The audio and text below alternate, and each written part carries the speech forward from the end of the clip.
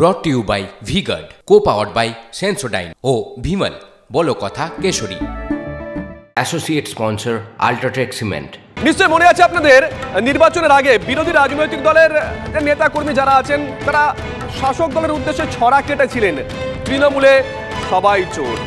হ্যাঁ, তৃণমূলের অনেক নেতা অবশ্য একটু মেজাজ হারিয়েছিলেন, রিয়াক্ট করেছিলেন কেউ কেউ। শুধুই কি বিরোধীরা? না, শুধু বিরোধীরা নয়, দলের মধ্যেও তো টাকা নিয়ে টানাটানি জের। আবাস থেকে রাস্তা, শিক্ষা থেকে রেশন, সবেতেই শাসক দলের বিরুদ্ধে আর্থিক দুর্নীতির অভিযোগ বারবার সামনে এসেছে। তা বলে নির্বাচনের জন্য দলের পাঠানো টাকাও আত্মসাৎ। অভিনব অনিয়মের অভিযোগ ঘিরে মেদিনীপুরের চন্দ্রকোনায় তৃণমূলের ভেতরে এখন জোর কোন্দল, দেখুন, চমকে যাবেন।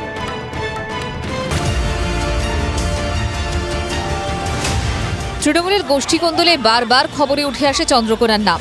এবার চন্দ্রকোনা 2 নম্বর ব্লকের ভগবন্তপুরে বিক্ষোভের মুখে তৃণমূলের অঞ্চল সভাপতি রামকৃষ্ণ রায়। বিক্ষোভ দেখান দলেরই কর্মীরা, কারণ নির্বাচনের জন্য দলের পাঠানো টাকার হিসেব চাই কর্মীদের। বিষয়টা হচ্ছে, ওনাকে আমরা ঘিরেছিলাম রাস্তায়, আমাদের যে ফান্ডে টাকাটা আছে অঞ্চল কমিটি সমিতি সভাপতি, যে টাকাটা আমাদেরকে দিতে হবে এবং যে টাকাটা খরচা হয়েছে ভোট চলাকালীন, যে টাকাটা লোকের কাছে ধার করে রেখে লোককে ধার পরিশোধ করবো, টাকাটা দিতে হবে। যে আমাদের লোকসভা ভোটটা করেছেন তৃণমূলের কর্মীদেরকে বিজেপি ভোটে দেওয়া করেছে। হঠাৎ কেন কর্মীদের এই হিসেব নিকেশ? জানা গিয়েছে লোকসভা নির্বাচনে দেওয়াল লিখন, ফ্লেক্স, ফেস্টুন তৈরির জন্য টাকা বরাদ্দ করে দল। ব্লকে টাকা পাঠান তৃণমূলের শীর্ষ নেতৃত্ব, সেই টাকাই আত্মসাতের অভিযোগ অঞ্চল সভাপতির বিরুদ্ধে। খুব সামান্য পয়সা আমাদের দেওয়াল লিখনের জন্য 1,500 টাকা করে দিতে দিয়েছিল। সামান্য টাকা উনি কেন, মানে আমাদের বিধায়ক সাহেবের হাত দিয়ে টাকাটা এসেছিল।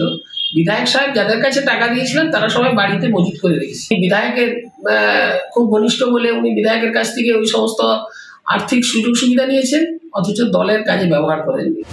দলেরই একাংশের অভিযোগ, টাকা নিয়ে ঝামেলা হলেও এর পিছনে রয়েছে পুরনো গোষ্ঠী কোন্দল। তৃণমূলের অঞ্চল সভাপতি রামকৃষ্ণ রায় বিধায়ক ঘনিষ্ঠ বলে পরিচিত, আবার ব্লক সভাপতি হীরালাল ঘোষ অঞ্চল সহ সভাপতির ঘনিষ্ঠ বলেও খবর। তৃণমূল ব্লক সভাপতি দলেরই অঞ্চল সভাপতির বিরুদ্ধে ভোটের বরাদ্দ টাকায় অনিয়মের অভিযোগে সরব। অঞ্চল সভাপতির পাল্টা তোপ। যেটা বুঝতে পারলাম যে বর্তমান সভাপতি চন্দ্রকোনা 2 ব্লকে, তিনি বিভিন্ন অঞ্চলে বিভিন্ন জায়গায় বিশৃঙ্খলা তৈরি করে যাওয়ার চেষ্টা করছেন। একই পদ্ধতিতে আমার ভগবন্তপুর 2 নম্বর অঞ্চলে একটা ডামাডোল পাকাবার চেষ্টা করেছিল, কিন্তু আমি সঙ্গে সঙ্গে সেই বিষয়ে দলকে আমি অবগত করি। আরামবাগ লোকসভা কেন্দ্রের অন্তর্গত চন্দ্রকোনা ভোটে তৃণমূল জিতলেও চন্দ্রকোনার একাধিক এলাকায় পিছিয়ে রয়েছে শাসক দল। সম্প্রতি চন্দ্রকোনার ভগবন্তপুরে গিয়ে দলের একাংশকে সতর্ক করেছিলেন সাংসদ মিতালি বাগ। তারা 2 লঙ্গাই পা দিয়ে চলছে, আমি দেখতে পাচ্ছি তাদেরকে।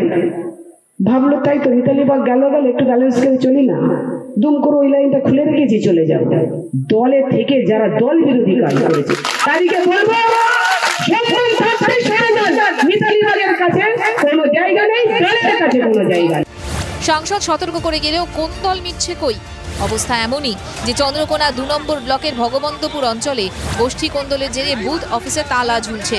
সেই ঝগড়ার আগুনে ঘি ঢেলেছে দলের টাকা তছরূপের অভিযোগ। অসীম বেরার রিপোর্ট, TV9 বাংলা। দেখলেন তো, দেখুন, বিরোধীরা শাসকের বিরুদ্ধে অভিযোগ করছে, ঠিক আছে, এটা হতে পারে, কিন্তু শাসকের বিরুদ্ধে অভিযোগ করছে তৃণমূলের একটা অংশ, বলছে আরেকটা অংশ নাকি টাকা নয়ছয় করেছে। বিরল ছবি, কিন্তু যে ছবি এ রাজ্যে বিরল নয় তা হলো ভোট পরবর্তী হিংসা। দিকে দিকে বিজেপি কর্মী সমর্থকরা ঘরছাড়া হয়েছেন, কেউ আশ্রয় নিয়েছেন পার্টি অফিসে, দিল্লি থেকে নেতারা ছুটে আসছেন। আর ঠিক এই অবস্থায় একজন নির্বাচিত বিজেপি MLA খুন হয়ে যাওয়ার আশঙ্কা করছেন এ রাজ্যে। তার নিশানায় তৃণমূলের সাংসদ। দেখুন, 4 জুন লোকসভায় ফলাফল ঘোষণার পর থেকেই বাংলায় ভোট পরবর্তী অশান্তি চলছে। জেলায় জেলায় আতঙ্কে রয়েছেন বিজেপি কর্মীরা। আতঙ্কে হুগলির খানাকুলের বিজেপি বিধায়কও যে কোনো সময় খুন হয়ে যেতে পারেন, এমনই আশঙ্কার কথা শোনা গেল সুশান্ত ঘোষের মুখে।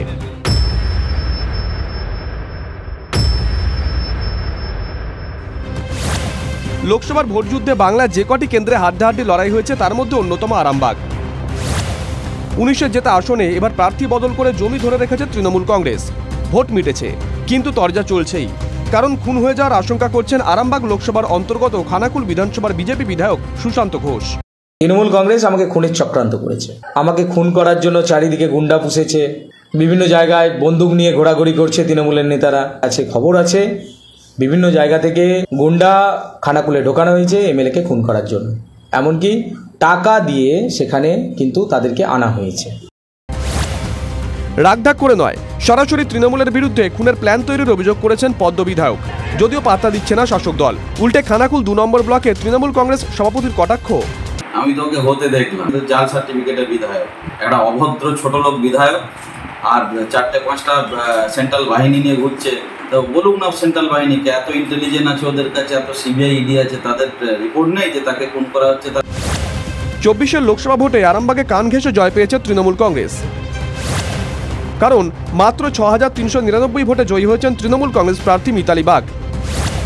তৃণমূল জিতলেও খানাকুল বিধানসভা কেন্দ্রে লিড পেয়েছে বিজেপি। জেলার রাজনৈতিক মহলের মতে নিজের বিধানসভা কেন্দ্রে তৃণমূলকে চাপে ফেলেছেন সুশান্ত ঘোষ, তারপরেই কিনা তাকে খুনের চক্রান্তের অভিযোগ। যদি আমার ওপর কোনো ধরনের ঘটনা ঘটে তার জন্য তথাকথিত তৃণমূল কংগ্রেসের নেতা নুন্নবী মণ্ডল, তৃণমূল কংগ্রেসের রমেন প্রামাণিক, তৃণমূল কংগ্রেসের এখানকার যিনি এখন বর্তমান এমপি হয়েছেন উনি, আরও কিছু নেতা আছেন যারা জড়িত থাকবে। তৃণমূলের বিরুদ্ধে বিস্ফোরক অভিযোগ বিজেপি বিধায়কের, যদিও আরামবাগের সাংসদ মিতালি বাগ বলছেন হেরে গিয়ে প্রচারে আসতে চাইছেন বিজেপি এমএলএ।